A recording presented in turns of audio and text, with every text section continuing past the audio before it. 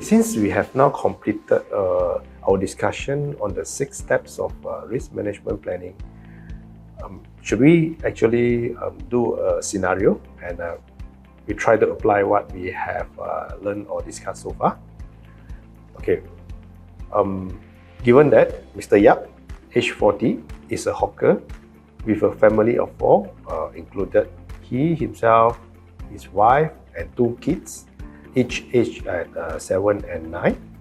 So the wife is currently not working because she needs to take care of the 2 kids, and he is the only income earner for the family. So they are currently staying in the rented house. He is a hawker that's selling fried kway teow at the roadside store. Okay, so since he needs to support the whole family, basically from preparation, opening store and closing stores, he works up to about 12 hours a day. And to save the transportation costs, he takes motorcycles to his store because it beats the traffic condition, and also the cost will be lower. Okay, basically you have been a loyal customer, assuming that you have been a loyal customer to Mr. Yap, and over the times you have become friends with him, and you think that he should actually do a proper risk management planning. Okay, as a financial advisor or planner or practitioner, let us try to apply the 6 steps of risk management planning, and during the 6 steps, discuss the considerations. So we start with setting the objectives.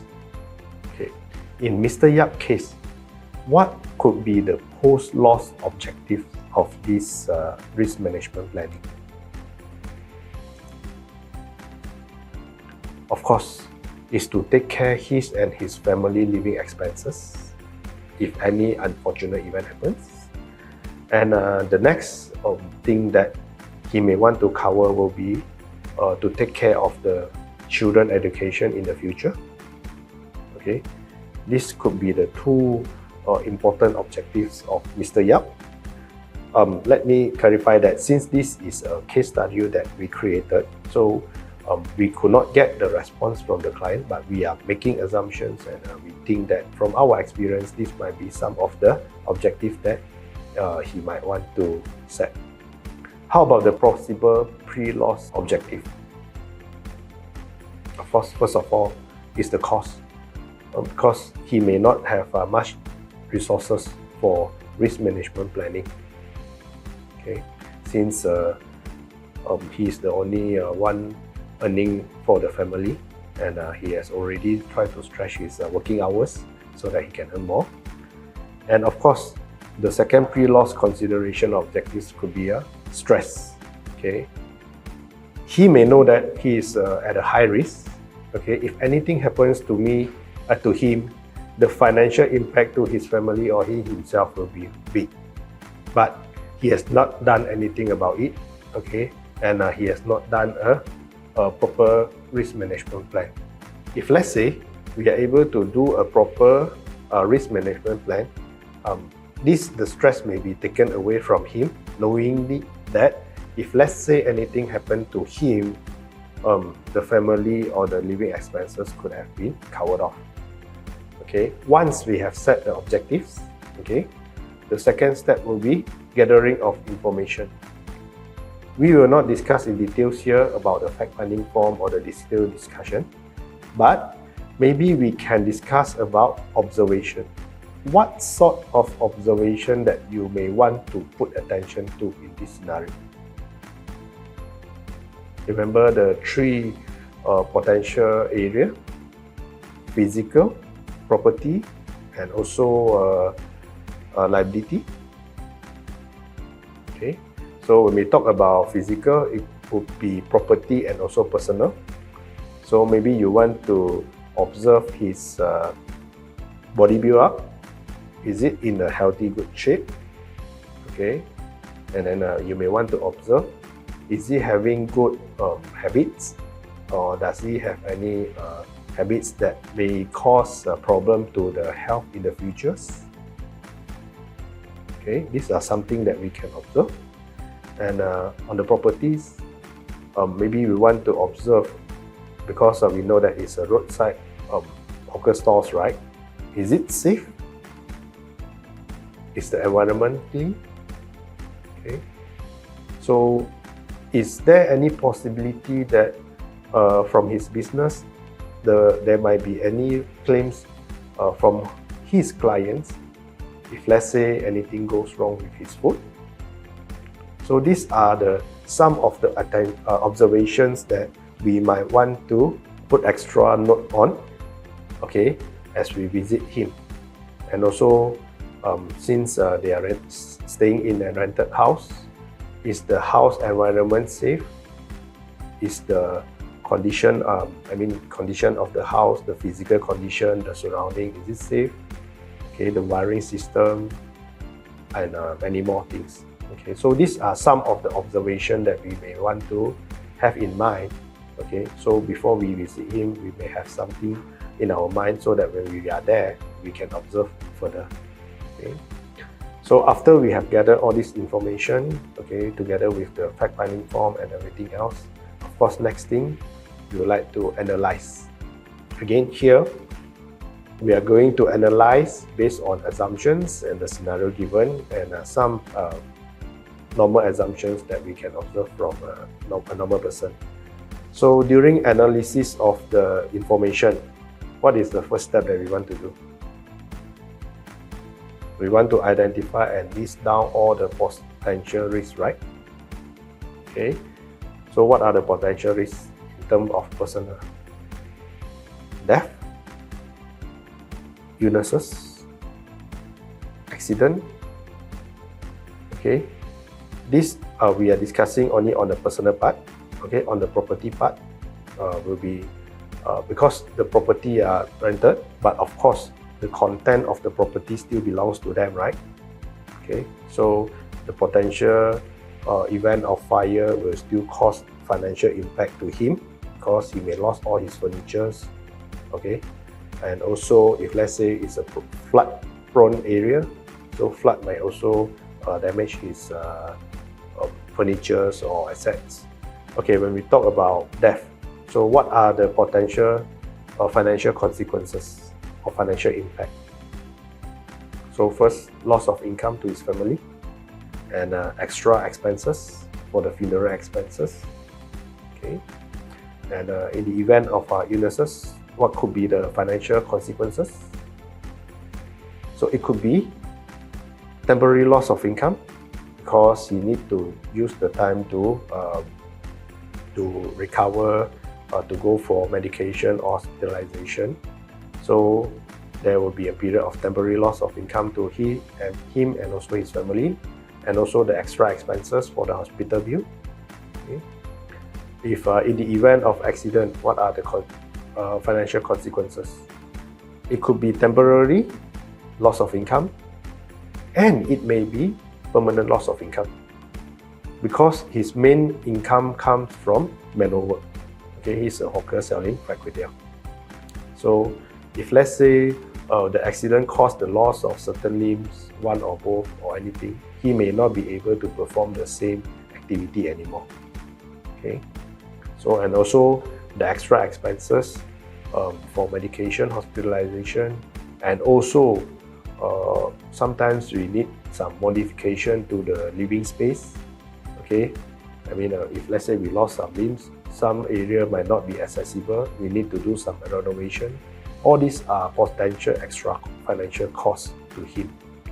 Okay, so up to this stage, during the analysis, we're supposed to do the calculation whereby we measure, but you will learn that later in this module. So up to this stage, it is good enough that we are able to list down and then we identify what are the potential financial consequences. I will leave the calculation part later on. Okay, so we are already at the third steps of the risk management plan process. Okay, after we have do all these measurement, the next one we need to do the evaluation. So what are the resources available to Mr. Yap? As a hawker, I think the most potential, probably one will be the cash or savings in banks. Okay. As a self-employed, there's very high chance that he has no EPF, and he may not have. I think he also doesn't have SOCSO. Okay, so we can predict that the resources available to Mr. Yap will be cash or savings, or maybe he did some investment, but the chance is not high. Okay, so all this we will do the analysis. Okay, and during the gathering of information, we can further clarify with him about the resources available. Okay, after we do the analysis, the next step will be developing a plan. Of course, to develop a plan is continuation from our analysis. Okay, so in the event of death, okay, we have know that the potential financial consequences will be loss of income and also extra expenses. So the resources available could be cash or savings. Okay, and what are the planning measures that we can take here? I think most of us will agree that probably insurance planning is one of the options for him. Okay, but for insurance, what are the most suitable plan that for Mr. Yap? Okay, we know that we have discussed earlier also, for life insurance to cover death, we can have term life, whole life, and endowment, or many others options. So in his case, term life may be the more suitable one. Okay, because he knew that we can calculate the term or the period of time, the duration of time that whereby he's expected to earn income for the family and take care of the family expenses.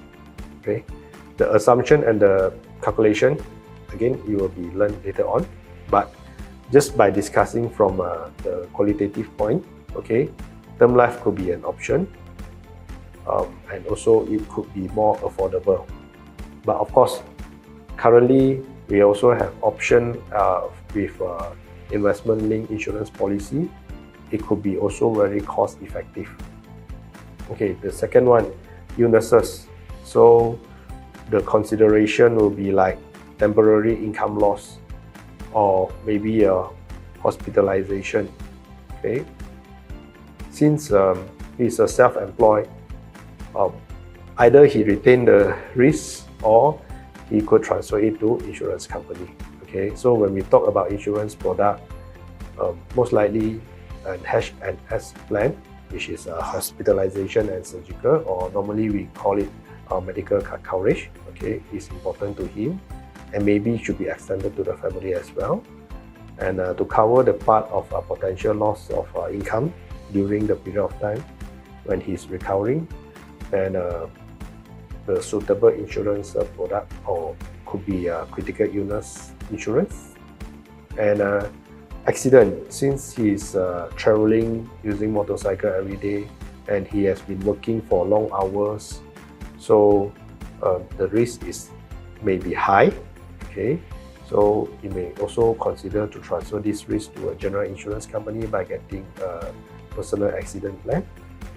And the next one that we have mentioned earlier, the potential claim by customer, maybe due to unsafe food or anything. Okay, he may already be there for more than 10 years, but the risk is still there.